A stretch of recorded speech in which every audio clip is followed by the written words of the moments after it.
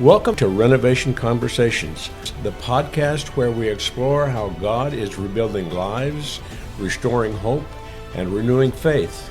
Whether you're just starting your spiritual journey or looking for inspiration to keep growing, this is the place for honest discussions, transformative stories, and practical biblical insights.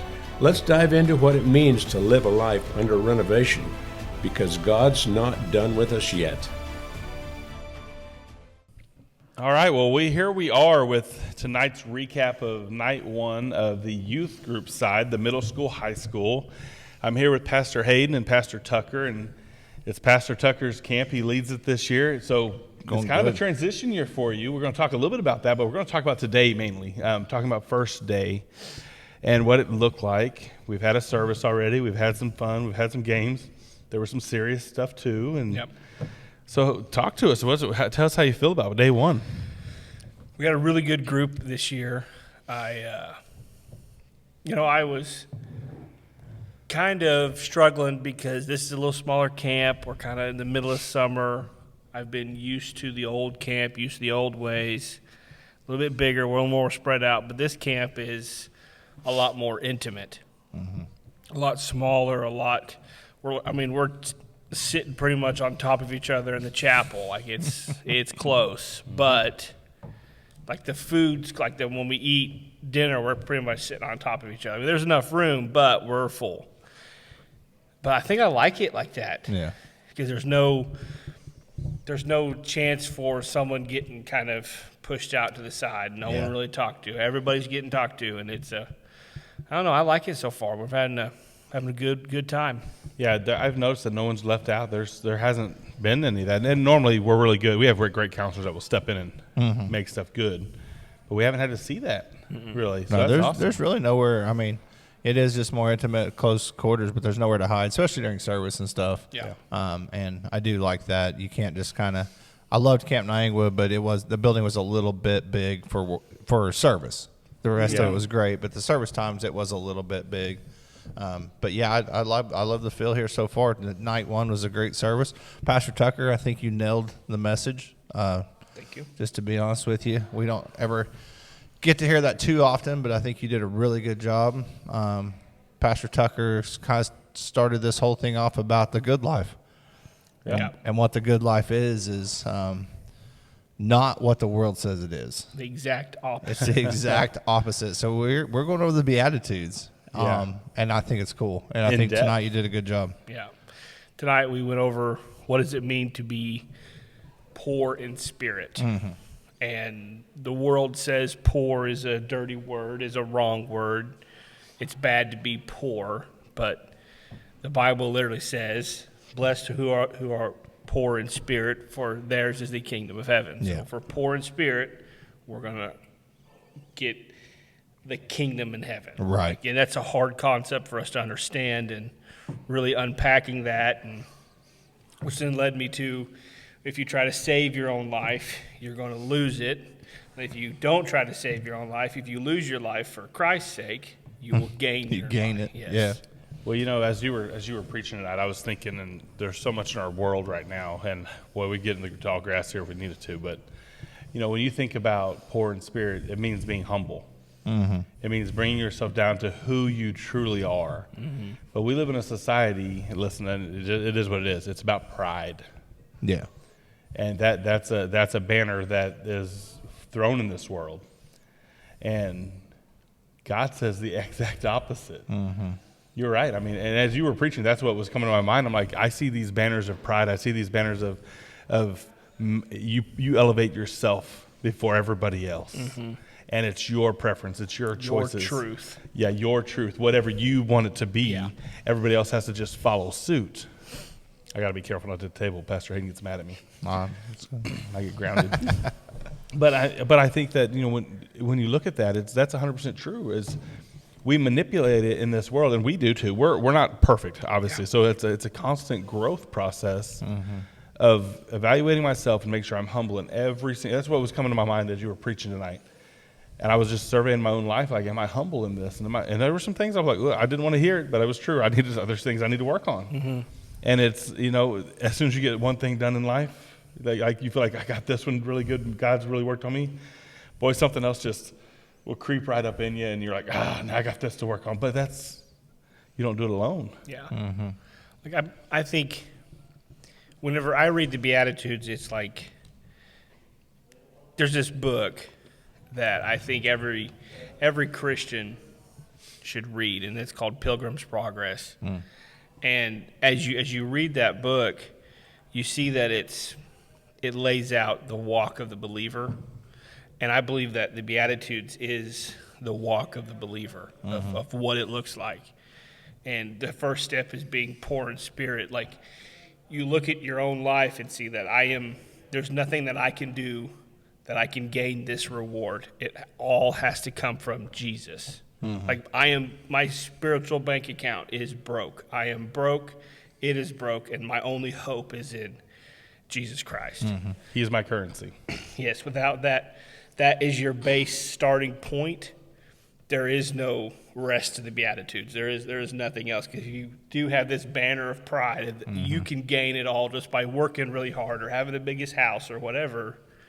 You're not going to get anywhere. You're not going to gain anything. Yeah. So I want to ask you this question, which is maybe totally off this. I don't know. What's your favorite part so far today? Day one.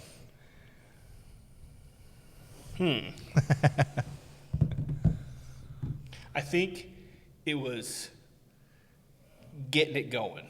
I don't know. It's like all summer long, all spring long, I work up to this point, and then finally once it's minute one on the schedule, it's Go time. go. Yeah. And then it's like, okay, preparation is done.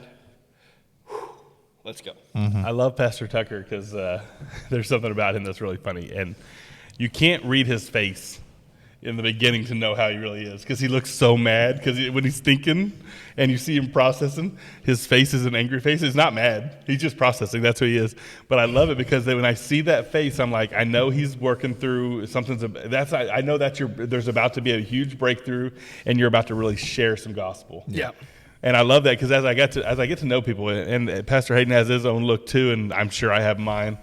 And you tend to notice other people's better than yours. But I've watched it, like, people probably think, oh, man, Tucker's awful mad at the beginning of camp. No, he's like, this is what God's wanting. How's it going to go? I can see the wheels turning, and all of a sudden you get to preach that first message, and it's like, yeah. And then afterwards it's like, okay, Holy Spirit's got this. Yeah.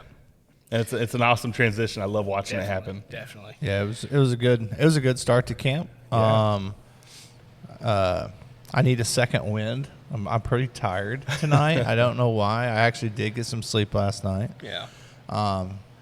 But it was a really, really good start to camp, to teen. I'm not sure. I used to think I liked teen the most, but anymore it's almost the most taxing, more so than the little ones. Yeah. But I think that's spiritually taxing, I think, is the deal. But they're identifying their battle. Yeah. But I love, like, even like this, the way you've based this whole message out on the Beatitudes. I mean, you're giving them some actual meat, not just milk. They're actually going to get some meat here at camp, and that's what they need in their lives. And it's really cool. I'm excited for the rest of the week. One thing about the end of kids camp, we got to watch a video. This is way off base, but I feel like I should share it. That's all good. But there's a video that Pastor Hayden made, and at the end of kids camp, it's on our Facebook, just to let you know. So on our Facebook, there's a video, and there's the kids get to run through like powder paint, like you see at certain It's a color parades, run, color run type of thing. Yeah. And there was this video of this little girl, couldn't tell you her name, have no idea what her name was, and she's running, and everybody around her has like a big smile on her face, and she's joyful. Yeah. And she's covered in like pink and green paint, and she's running. And I just got this moment of, man, that's what heaven's going to look like. Yeah. Of, you're running to the Father's arms, and everybody that was there in your walk, in your path, kind of showing you along the way is standing next to you, like cheering you on as you're making that run. And it was like, man, this is what it's all about. Yeah, it was cool. As I was watching that, because I was filling paint for Trish as she was throwing it, I was thinking that it's almost like if you think of that as that paint as things like grace and mercy, and these Yeah. kids are just covered Yeah. in it. Yeah. And I'm like, Yeah. for me, it came down as that kind of picture, and I'm like, I get it. Yeah. It was Yeah. almost one of those, I got to stand back for a minute, I got to soak And this. just- I got to drink this one in. soak it up and drink it in. Yeah. Absolutely. Because it was, if you think about it, they're covered in that grace, that mercy, that love, that forgiveness. You know, the world would say, oh, look, they had a fun color run. But we're looking Yeah. at it as like, Oh, these kids, the minute I was flying the drone backwards and watching it happen through the drone, as a film guy, I'm like, all right, this is the money shot. This is it. Like, when I was flying, I was recording. I'm like, this is it. This is the best thing. And I honestly had the same moment you had. I'm like, it's like they're waiting for you coming. Like, this is it. Like, it was pretty cool. it's beautiful. Beautiful. But I'm excited for the rest of the week. It's going to be good. And I'm already seeing, similar to the kids' side, an eagerness. Yes. That's the weird thing about camp is a lot of times they come in, they're real quiet, and it takes a little bit for them to get going. But even at the teams, there's an eagerness already. And I credit that to good teaching throughout the year, not just at camp. Right. Learning and growing all year long, not just at camp. So they come to camp and they're prepared to learn and grow together and leave the world behind for just a moment. Yeah. Yeah. Together focus on Christ. And man, Yeah. it's powerful. It's going to be a powerful rest of the week. You can tell. Campground's got a good feel. It does. It absolutely does. So, We got a really, really good group this year. yeah. It's like there's a couple new faces, but those new faces have also grown up within our church.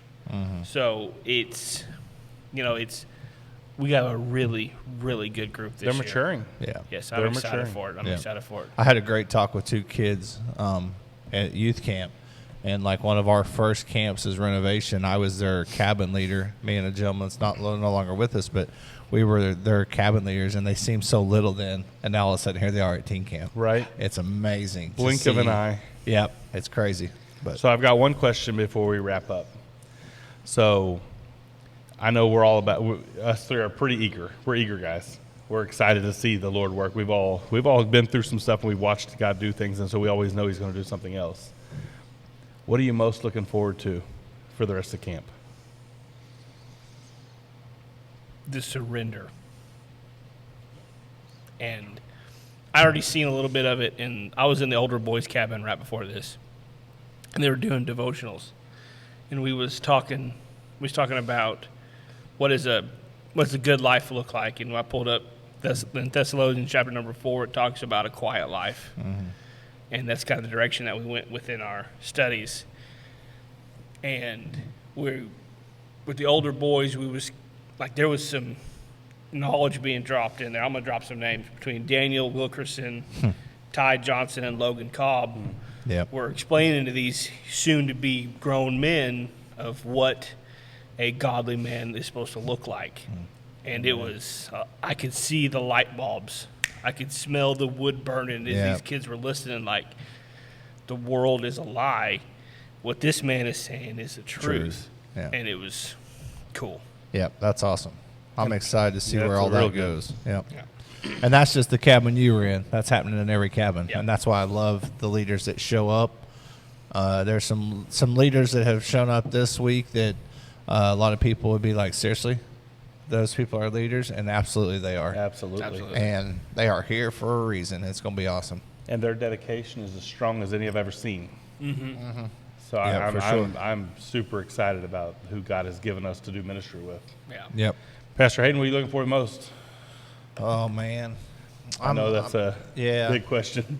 I think what I'm looking forward to, I'm sure it'll happen like last year, is the breakout questions, just at the odd times Yeah. when some of the kids just kind of show up where there's maybe leaders setting or a Bible open, and all of a sudden the questions start flowing about the Bible. Yeah, And- they forgo some games outside to be like, Yeah, I want to know let's- what you know. Yeah, I got some questions, some biblical questions, and let's just talk about it. And that's what I'm looking forward to because it happens every time. I know it's going to this time. And those things don't have to be scheduled; they can be spontaneous. Yeah, I've already had a couple of them. So That's some of the most beautiful things. I think it's so hard. I pose some questions I don't want to answer. That's a hard one.